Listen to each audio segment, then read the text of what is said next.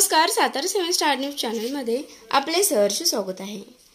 लासूर येथील जलजीवन मिशन योजनेच्या कामाची निष्पक्षपणे तपासणी करणार कार्यकारी अभियंता गौरव चक्के यांची ग्वाही। ग्रामस्थांशी साधला संवाद। लासूर येथील जलजीवन मिशन अंतर्गत नळ पाणी पुरवठा योजनेच्या कामाची आज प्रत्यक्ष पाहणी केली आहे। तक्रारदार ग्रामस्थ आणि ग्रामपंचायतीच्या पदाधिकारी व सदस्यांशी चर्चा करून मते जाणून घेतली आहेत। योजनेच्या कामाची निष्पक्षपणे चौकशी केली जाईल, पूर्णपणे तपासणी केली जाईल आणि जिल्हा परिषदेच्या मुख्य कार्यकारी अधिकारी यांना अहवाल सादर केला जाईल। दोषी आढळणाऱ्यांवर कायद्यातील तरतुदीनुसार कारवाई केली जाईल, अशी ग्वाही ग्रामीण पाणी पुरवठा विभागाचे कार्यकारी अभियंता गौरव चक्के यांनी दिली। स्थानिक ग्रामस्थ संपत सावंत, मोहन सावंत, संजय जाधव, सुनील सावंत, राजेंद्र सावंत, सुरेश घाडगे, सुनील उबाळे, अक्षय जाधव, शिवाजी गुरव आणि सागर मच्छिंदर यांनी जल जीवन मिशन योजनेचे काम पूर्णपणे चुकीच्या पद्धतीने करण्यात आले असून ठेकेदाराने शासनाचे प्रचंड आर्थिक नुकसान केले असल्याचा आरोप करून या संदर्भात कारवाईची मागणी केली होती।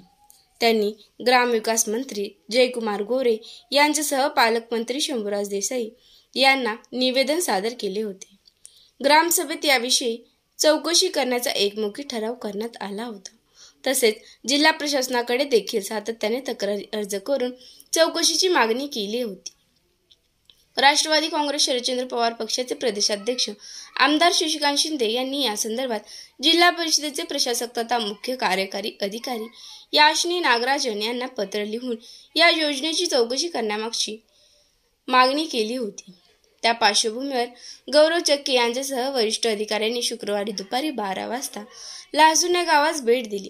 त्यांनी सर्वात प्रथम योजनेच्या कामाची प्रत्यक्ष पाहणी करून तक्रारदार ग्रामस्थ आणि ग्रामपंचायतीच्या पदाधिकाऱ्यांशी चर्चा केली। आरोग्य विभागाकडून त्यांनी पाणी तपासणीचे अहवाल मागून घेत सहाय्यक गटविकास अधिकारी लालासाहेब गावडे, पाणी पुरवठा विभागाचे तत्कालीन शाखा अभियंता आर भोरगे, ग्रामपंचायत अधिकारी सतीश खंडाईत यांच्याकडून योजनेबाबत सविस्तर माहिती घेतली। सरपंच संतोष चव्हाण, उपसरपंच संपत रामचंद्र सावंत व ग्रामपंचायत सदस्यांनी सविस्तर माहिती दिली। सातारा जिल्हा परिषद आणि ग्रामीण पाणी पुरवठा विभागामार्फत आम्ही याविषयी झालेल्या तक्रारीवरून चौकशीसाठी आलो आहोत, असे स्पष्ट करत त्यांनी जल जीवन मिशन योजनेअंतर्गत तांत्रिक माहिती दिली। प्रशासकीय पातळीवर घेण्यात आलेले निर्णय, करण्यात आलेली कार्यवाही याबाबत सर्वांनी अवगत केले। तक्रारदार सुनील सावंत, राजेंद्र सावंत आणि डॉक्टर नितीन सावंत यांनी राज्य शासनाचे ठेकेदाराने कशा पद्धतीने नुकसान केले हे दाखवून दिले। ग्रामस्थांना नाईलाजास्तव दूषित पाणी पिण्याशिवाय दुसरा पर्याय नाही, त्यामुळे साथीचे रोग यापूर्वी पसरले होते, असे निदर्शनास आणून दिले। जल जीवन मिशन अंतर्गत नळ पाणी पुरवठा योजनेच्या अंदाजपत्रकाप्रमाणे आणि तांत्रिक मजुरीप्रमाणे प्रत्यक्षात काम झाले आहे का याची तपासणी केली जाईल। प्रत्यक्षात गावठाण अंतर्गत किती किलोमीटर जलवाहिनी टाकण्यात आली आहे त्याची चौकशी केली जाईल, प्रत्यक्षात पाहणी केली जाईल। त्यानंतर वरिष्ठ अधिकाऱ्यांना अहवाल सादर केला जाईल। तक्रारदारांच्या म्हणण्याप्रमाणे योजनेचे काम चुकीच्या पद्धतीने झाले असल्याचे निदर्शनास आल्यास दोषी असणाऱ्यांवर कारवाई केली जाईल, असा शब्द यावेळी चक्के यांनी दिला। डॉक्टर नितीन सावंत यांनी या योजनेतून येणारे पाणी दूषित असून त्या पाण्याचा रंग पिवळसर असतो, त्याचा उग्र वास येत आहे, त्यामुळे ग्रामस्थांना अनेक आजारांना सामोरे जावे लागत आहे। गावातील जुनी पाणी पुरवठा योजना सुरळीत होती, त्यातून चांगले पिण्यालायक पाणी मिळत होते। मात्र त्या योजनेच्या जलवाहिन्यांना नवीन जल जीवन मिशनच्या योजनेची जलवाहिनी जोडण्यात आली असल्याने आता दूषित पाणी पिण्याशिवाय दुसरा पर्याय नाही। तरी आमची विनंती आहे की जुनी पाणी पुरवठा योजना आणि नवीन पाणी पुरवठा योजना वेगवेगळी ठेवण्यात यावी। ग्रामस्थांना स्वच्छ पिण्याच्या पाण्याचा पुरवठा केला जावा। आपण या विषयामध्ये जाणीवपूर्वक लक्ष घालून ग्रामस्थांना न्याय द्यावा, अशी मागणी सुनील सावंत व राजेंद्र सावंत यांनी केली। त्या पाण्याला पूर्णतः पिवळसर आणि दुर्गंधयुक्त पाण्याचा अख्ख्या गावात येतं। गावातल्या एकाही माणसाला विचारा की हे पाणी पिण्यायोग्य किंवा ते पितात का, कुणीही पित नाही, कारण त्याला कंटिन्यू वास पण येतो आणि ते पिवळं पण आहे। ही सगळ्यांना मान्य असेल त्यांच्या पण आमच्या। आता तो इथनं जे प्लांट उचलला आणि तो फिल्टरमध्ये टाकलाय, तो फिल्टर तिथं आहे त्या फिल्टरमध्ये कुठला आयओसो मानांकन आहे, कुठला फिल्टर नक्की काय, 14,60,000 एस्टिमेटमध्ये किंमत दिसते. त्या फिल्टरमध्ये ते शुद्ध होते का पाणी? आमचं म्हणणं काय बाकीचं काय नाही की ते शुद्ध होत नाही. शुद्ध न झालेलं पाणी अशुद्ध पाणी पुरवठ्यामुळे भविष्य अजून साथीचे मोठे आजार लोकांना होतील. त्यामुळे त्याचं सोल्युशन काहीतरी काढलं पाहिजे. ते सोल्युशन निघालं, पुढे शुद्ध झालं तर ह्यात कोणाचा ऑब्जेक्शनचा काही प्रश्न येणार नाही बाकीचा. मग खाली पाईपलाईन संदर्भातलं काय ते खाली गेले ऑब्जेक्शन त्याचे बाबतीत की इथून आता ही योजना नवीन योजना आहे. पहिली जुनी योजना खाली विहिरीपासून आपलं नदीपासून त्या विहिरीला घेतली गेली ती योजना. तिथून योजना ज्यावेळी कमी पडत त्यावेळी ती योजनेला त्या पाईपलाईन त्या योजनेला ही योजना जोडली गेली. जोडल्या गेल्यामुळे दोन्ही पाणी मिक्स धरत त्या पण ह्याचं पाणी येणं झालं आणि हे पण येणं झालं आणि येताना मिक्स पाणी होऊन लोकांना त्या पाणी धड पिण्यायोग्य नाही वापरण्यायोग्य पण राहणं झालंय. ती जर स्वतंत्र योजना असते ती पाईपलाईन कमी पडली म्हणून जोडलेलं नाही. गावाला आपल्या प्रत्येक घर पाण्याखाली आणायचं म्हणून ती जुनी पाईपलाईन, ही पाईपलाईन टेंडरमध्ये पास आहे 5 किलोमीटर. तर आपण ती 6,500 करून घेतली आणि ज्या जुन्या पाईपलाईन आहे त्याच्याबद्दल जी 1,10,00,000ची योजना केली गेली. त्याच्यामध्ये वितरण व्यवस्था किती आहे? 7,750 मीटर लांबीची करणे. हे म्हणतात 5 किलोमीटरच्या अनुषंगाने करायची योजना. वितरण व्यवस्था स्टार्टिंग ज्या वेळेला आपला गावचा सर्वे पण ही वाढीव एस्टिमेट मध्ये दादा ही किती आहे? बैठी टाकी म्हणजे हेच ना इथलीच गेले ते गुरुत्ववाहिनी 1.5 किलोमीटरची टाकीपर्यंत जाईल ते. आणि वितरण व्यवस्था ही 7,700 7.5 किलोमीटरची साधारण आहे. आता हे 5,750 म्हणजे 7.5 किलोमीटरची लांबीची वितरण व्यवस्था आहे. आमचं म्हणणं होतं की नवीन जी वाहिनी आहे तुमची आता जी टाकलेली योजना आहे त्याची स्वतंत्र पाईपलाईन पाहिजे होती. अशी आता 8 किलोमीटर मध्ये ह्या नकाशाप्रमाणे ती झाली पाहिजे होती. ही जी पहिलं जे केलेलं आहे ते लगेच त्याला त्या जुन्या योजनेला जोडायची गरज नव्हती. आज जुन्या योजनेचं स्वतंत्र जर असतं तर त्या योजनेचं पाणी पण स्वतंत्र गेलं असतं ना आणि ह्या योजनेचं स्वतंत्र झालं असतं. नाही कसं पाणी असतं ना शुद्ध जे देतो आपण कंबाईन करून देत असतो. आता इव्हन सातारला सुद्धा मला सांगा ना 2-4 ठिकाणाहून पाणी एकत्र करूनच नगरपालिका पण देत असते. वेगवेगळे आपण बघूयात की कशा पद्धतीने केलं. शेवटी मॅनेजमेंट करून प्रत्येक घराला पाणी मिळालं पाहिजे शुद्ध. आता सातारला कासचं पण पाणी आहे. पाठीमागच्या तिथं बंधारा आहे उरमोडीचा तो इकडच्या साईडचा काय मला नाव माहित नाही तिथून पण पाणी आहे. कनेरवरून पण पाणी येतं आणि कृष्णा नदीचं पण पाणी येतं. मग त्या स्कीमच्या 4 पाईपलाईन वेगवेगळ्या आहेत का सर? प्रत्येक फक्त पाणी स्वच्छ झालं स्वच्छ झाल्यानंतर मग जोडायला पाहिजे. 5 किलोमीटर 8 किलोमीटरचं जवळ अंतर आहे. विषय कसा आहे जर 5,200 ह्यात काय लिहिलंय ही जी एस्टिमेटची किंमत आहे ही वाढीव एस्टिमेट मधलं आहे ना? ही कुठलाही शासकीयच आहे का? शासकीयच आहे ना ती. हे कुठले होते? तुम्हीच दिलेलं आहे माहिती. ठीक आहे आपण बघूयात ते. हे बघा आपल्याला वाद घालायचा नाही. सगळ्यांना पाणी द्यायचं हे आपल्याला करायचं आहे बरोबर. पाणी कमी पडतं त्यावेळेला त्यासाठी झालंय ना आपण. फक्त कसं आहे जर एक शुद्ध आहे दुसरं अशुद्ध असेल तर मग सगळंच अशुद्ध होतं. हे तुमचं म्हणणं बरोबर आहे. त्यासाठी शुद्ध मिळतंय का नाही हे आधी आपण चेक करू या सगळ्या गोष्टी. कारण असं नाही तुम्ही जे म्हणताय का नाही की आता तिकडून पाणी होतं मग इकडून आहे तर सगळं मिळून आपल्याला पाणी गावामध्ये डिस्ट्रीब्यूट करावं लागतं. डायरेक्ट पुढे जोडलेलं ह्या टाकीतनच जाते ना पाणी. टाकीत जाते टाकीतनच गावात जाते डायरेक्ट म्हणजे पाईपला जोडलेलं नाही. तुम्ही विचार करा अजून बी बरं का ही टाकी डायरेक्ट खालचं काय म्हणते डायरेक्ट जाते कुठे डायरेक्ट जोडले की जावं बॅकवॉश करतो ना फिल्टर. हो आणि कसं असतं शेवटी फिल्टर युनिट आपल्या घरातला असो किंवा कुठला असो त्याला मेंटेनन्स करणं आवश्यक असतं. मेंटेनन्स घरातलं सुद्धा आपण ऍड्रेस बदलतोच ना. त्याच्यामध्ये सुद्धा जे गाळ असतो किंवा मातीचे कण असतात हे जमा होत असतं. त्यामुळं याला वेळच्या वेळी आपल्याला बॅकवॉश करणं हे आवश्यक असतं.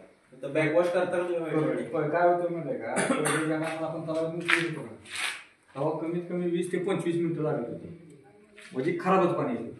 आता ह्या विहिरीच आम्ही केल्यापासून 5 मिनिटात पाणी केलं होतं. पण पाणी तेवढं पुरतंय का? पाणी पुरत नाही. हा पाणी पुरत नाही सांगतो की पाणी पुरत नाही. फक्त पाणी चांगलं आहे एवढं झालंय. आधीची गोष्ट ज्यावेळी फिल्टर आपला इन्स्टॉल झाला त्यानंतर ते पाणी फिल्टर मध्ये जातं आणि या टाकीला परस्पर डायरेक्ट तर नाहीये ना कुठला. त्याच्याशिवाय तर टाकी बंद शकत नाही हे तर मान्य आहे ना सगळ्यांना. आणि एकदा टाकीत आल्यानंतर जे पुढे पाणी जाणार आहे ते टाकीला जातं ना गावातल्या सायकल पद्धतीने ओके. आणि तिकडची जी गावातली टाकी ती वेगळ्या त्या विहिरीतनं त्या टाकीत येतात त्या टाकीतनं खाली. आणि त्याचं आम्ही कॉम्बिनेशन केलं की सर्वांना पाणी ह्या पण विहिरीचं नाही मिळालं तर त्या विहिरीचं मिळालं, त्या विहिरीचं नाही मिळालं तर त्या विहिरीचं. पाणी भविष्यात नाही झालं तर त्या टाकीचं आपण नियोजन स्पेसिफिकेशन आहे का? त्याला आहे काय नाही, याला कुठं ISO दिसते का मार्क केला? नाही हे प्रिकास्ट तयार केलेले असतात ना हे. नाही पण त्याला काहीतरी बाबा गव्हर्नमेंट असेल ना, मॅन्युफॅक्चरिंग बनवलेलं युनिट कुठलं आहे त्याचं काहीतरी पाहिजे ना Notes वगैरे असतात. त्याच्यावर. जिओ सॉफ्ट आहे सगळे आपल्याकडे फिल्टर होत आहे ना, फिल्टर होते पाणी. ठीक आहे, आपण आता एक लक्ष घ्या, ह्या फिल्टर मधनं खराब पाणी गेलं तर टाकीमध्ये वास यायला पाहिजे. तर त्याच्यातून पण आता वास आणि हे येतोय का? बरं कसं आहे, तुम्ही विहिरीचं आता बघा, आमचं काय बाकीचं म्हणणं नाही. विहिरीचं जे आहेत ना ते आडवी होल मारलेले, ते आडवी होल कुठल्या दिशेला आहेत तेवढी बघा. नाही माझं म्हणणं आहे का, तुम्ही मला टू द पॉईंट सांगा ना. मी काय विचारलं तुम्हाला, तेच सांगतो. आताच्या गावामध्ये गेल्या 2-3 महिन्यामध्ये आपल्याला जो पाणी पुरवठा झालेला आहे, तर रिसेंटली पण वास येतोय का आणि पिवळं पाणी येतंय का? नाही, त्या पाण्याचा रिपोर्ट आम्ही ही विहिरीचं पाणी घेऊ सुनांदे खाजगी रिपोर्ट घ्या तर सुनांदे बंद केलं पाणी सोडायचं. हे तुम्ही विदाउट फिल्ट्रेशनचा रिपोर्ट आहे ना. विहिरीचं पाणी फिल्टर मधून बाहेर आल्यानंतर सॅम्पल त्याचा रिपोर्ट केला. आमच्याकडे रिपोर्ट आहे. आमच्या पुढे झालं का तो केला रिपोर्ट. पाणी पुरवठा नाही विहीर काढायच्या अगोदर पण आहे. लोक असे प्यार हे रिपोर्ट बघा आपल्याला हे परत काढलं विहिरीचा 18 ऑगस्ट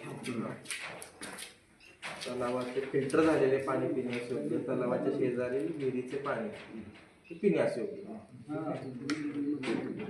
3 वर्ष येते.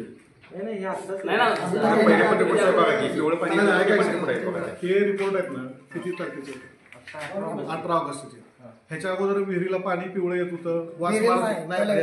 जे तलावाचं पाणी गावात येत होतं ते पिवळं होतं, वास मारत होतं. त्या पाण्याचा पण रिपोर्ट दिला आरोग्य विभागाने पाण्याचा. तो कसा काय दिला मग? पहिला आहे ना पिण्यायोग्य दिलाय. जुने रिपोर्ट दाखवा. दुर्गंधीयुक्त येत होतं हे मान्य तरी मान्य आहे. मान्य आहे पाणी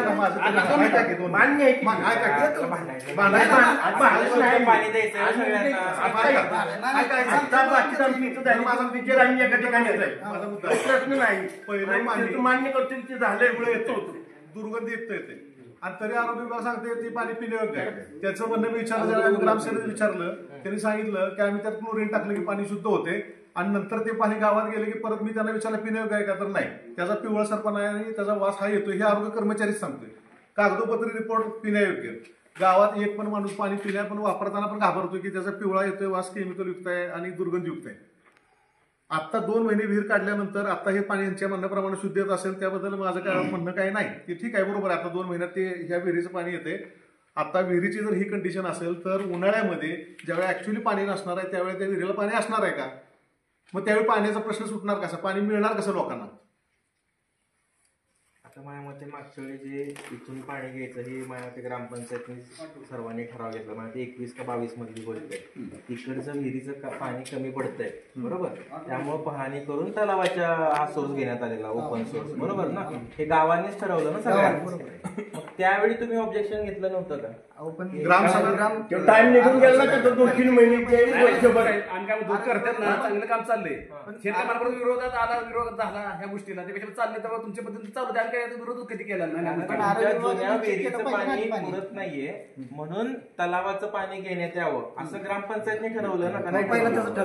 पण त्याच्या अनुषंगाने ज्यावेळी चर्चा किंवा बाकीच्या अनुषंगाने की तलावाचं डायरेक्ट पाणी न आणता तलावाच्या खाली लाभ क्षेत्र म्हणजे बाकीचे जे आता विहिरी आहेत सगळ्या त्यात कुठंतरी तलावाच्या खालच्या बाजूला विहीर काढून तिथून ह्या तलावाचं पाणी पर्क्युलेशन नॅचरल पर्क्युलेशन होईल. त्या विहिरीमध्ये तुम्हाला मिक्स करता येईल. त्या विहिरीचं पाणी पण तुम्ही फिल्ट्रेशन युटिलाइज सोडायला पाहिजे. ग्रामपंचायतीची जागा आहे का? नाही जागा आपल्याला तिथं ही जागा मिळाली पहिले म्हणून आपण इथंच हे केलंय. नाही जर जिथं जागा जर आपल्याला जर कोणाची नसेल देत नसेल तर आपण कोणती जागा उपलब्ध करून देण्याची जबाबदारी स्वराज्य म्हणजे ग्रामपंचायत. ऐका आता 1 मिनिट. जर ह्याच नियमाप्रमाणे पहिली जी योजना झाली तिथं सुद्धा जागा ही ग्रामपंचायतीची नव्हतीच. ती जागा त्या वडीने विकतच घेतली ना. 7 बाऱ्यावर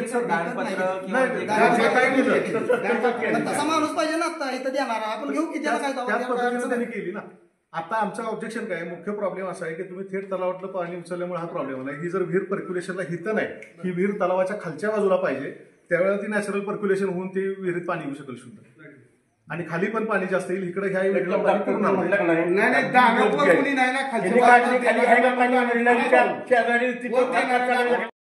राहते का पाणी राहतच नाही. दानापूर आहे का कोणी खाली देणारा? आमचं म्हणण्याचं पाणी चांगलं मिळावं हा म्हणण्याचं गावाला योग्य पाणी खाली मिळालं असतं पण तिथं काय असते ना. तिथं दानत्व देणारी माणसं पाहिजे, ती नुसतं फक्त भांडायचं सगळं असते. दिलं कोणी पाणी होतं ते हे तुम्हाला काय दुसरं म्हणलंय अहो, हे जर खाली दिलं तुम्हाला तुम्हाला काय विषय असणार म्हणतोय तुम्हाला ग्रामपंचायत काय बोलली का? आम्ही हे जर आम्हाला खाली भेटलं असतं तर खाली भेटलं असतं. मग कशाला कोणाचं काय आम्हाला भेटलं नाही म्हणून जिथं देणारा व्यक्ती गावला तिथलंच आम्ही घेतलं. मग शासनानं जर चुकीचं पाणी गावाला देतं आपण प्यायचं का सगळ्यांनी? अहो ते विहीर काढल्यानंतर आम्ही पुढचा प्लॅन करू की त्याला फिल्टरेशन सांगा दादा, 2023 पासून आपल्याला गावाला पाणी पुरवठा चालू आहे. 2023 पासून तेव्हापासून एक पाणी काढतात. 23 पाण्याचा पोत्याला म्हणा 23 जर हे बंद पाणी आपलं असं निघालं असतं प्यायला, ह्याच्यात आपलं प्यावं लागलं असतं. जर ही तक्रार नसतं आम्ही तक्रार केली मग तुमच्या सगळ्यांना मानायचं. विषय काय आता ह्या विहिरीला पाणी कमी पडलं त्याला काय आपल्याला काय माहिती हे फिल्टर काढलं त्यावेळेला आम्ही बी 2 स्कीमा बघितल्या, त्या किरकंडीची जाऊन बघितली, रामस्वाडीची जाऊन बघितली. सेम टू सेम ह्या पोझिशनला जाईल त्या स्कीमा. विषय सोडणार